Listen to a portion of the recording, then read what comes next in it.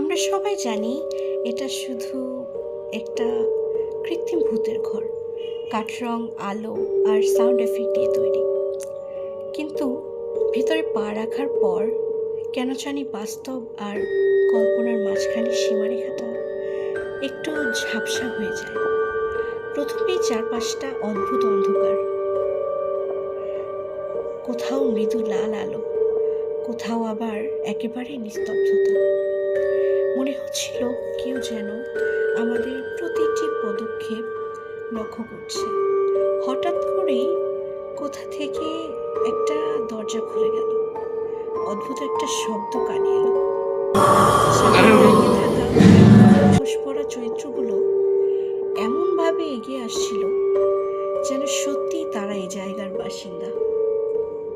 মজার বিষয় হলো, আমরা জানি সবটাই অভিনয়, তবুও শরীরের প্রতিক্রিয়া কিন্তু একদম বাস্তব।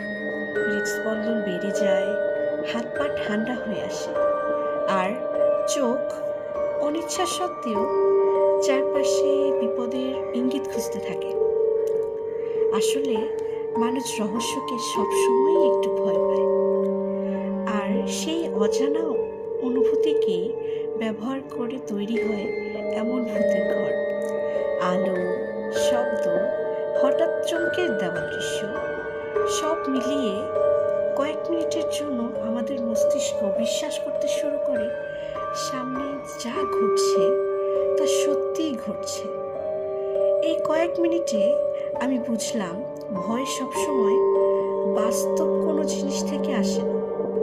অনেক সময় আমাদের নিজের কল্পনাই সবচেয়ে বড় ভয়ের জন্ম দেয়।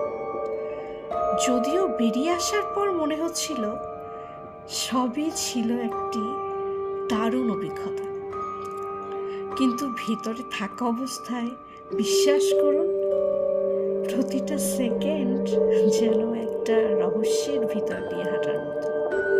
আপনি কি কখনো এমন কোনো ভূতের ঘরে ঢুকেছেন? যদি ঢুকে থাকেন, সবচেয়ে ভয়ের মুহূর্তটা কোনটা জানাবেন কিন্তু, সেই অপেক্ষায়